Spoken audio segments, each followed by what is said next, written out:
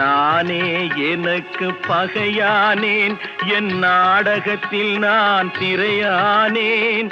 தேனே உனக்கு புரியாது, அந்த தெய்வம் வராமல் விளங்காது.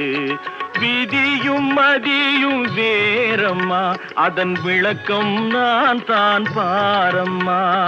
விதியும் மதியும் வேறம்மா, அதன் விளக்கம் நான் தான் பாரம்மா.